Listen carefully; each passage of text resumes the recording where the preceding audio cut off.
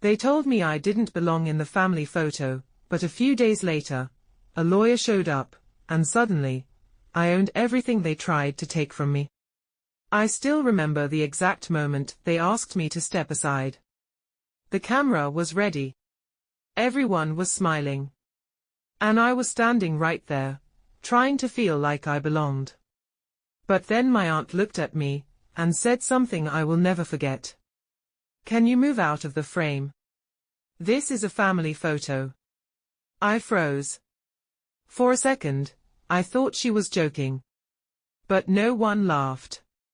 Instead, they all looked at me the same way.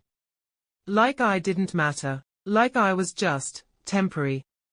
I slowly stepped back, trying to hide the embarrassment burning inside me.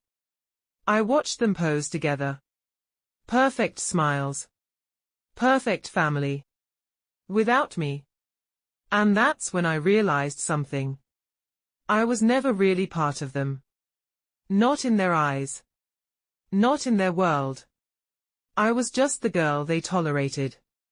The one they whispered about behind closed doors. The one they thought would never amount to anything. And honestly, for a long time, I believed them. I believed I was nothing. That I didn't deserve a place beside them. But everything changed. 3 days later, it was a quiet afternoon. I was sitting alone in my small apartment, still replaying that moment in my head, when suddenly, there was a knock on the door. I wasn't expecting anyone, so I hesitated. But the knocking continued. Firm. Confident. Important. I opened the door, and standing there, was a man in a suit. He looked serious. Professional. The kind of person who doesn't waste time. "Are you Emily?" he asked. My heart skipped. "Yes." He nodded. "I'm here regarding Mr. Harrison's will." My entire body went still. Mr. Harrison. My grandfather, the only person in that entire family who ever treated me like I mattered. He had passed away a week ago. And since then, no one had even called me. Not once. I thought I was forgotten again. But apparently, I wasn't. The lawyer handed me a letter. "Your presence is required for the reading of the will," he said. And just like that, everything started to shift. The next day, I walked into that same house. The same place where I was excluded. The same place where I didn't belong. And guess who was there? All of them. Dressed nicely. Smiling politely. Pretending like nothing had happened. But the moment they saw me, those smiles faded. Confusion. Annoyance. Even a little fear. "Why is she here?" someone whispered. I heard it. Of course I did. But this time, I didn't step back. I walked in. Sat down. And waited.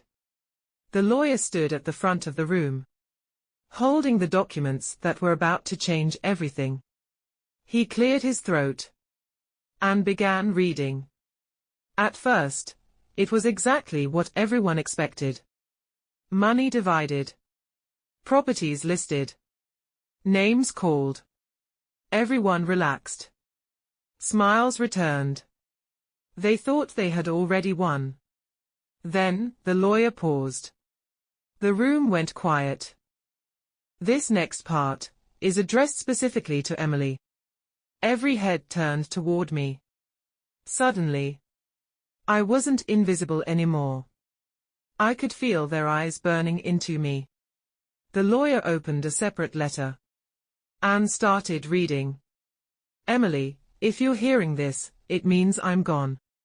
My chest tightened. "Out of everyone in this family, you are the only one who saw me as a person, not as a bank account." Tears filled my eyes. "You were the only one who sat with me when I was sick. You were the only one who listened. You were the only one who cared." The room was silent. No one moved. No one breathed. And for that, I want to give you everything they never thought you deserved. My heart was pounding now. Emily. I leave you the house. Gasps filled the room. The business. More shock. And the majority of my estate. Complete silence. I couldn't believe what I was hearing. Neither could they.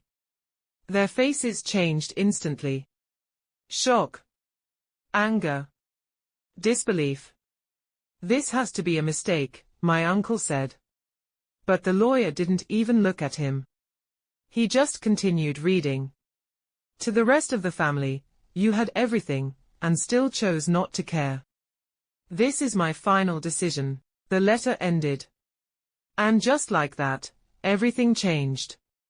The same people who laughed at me were now staring at me like I was the most important person in the room.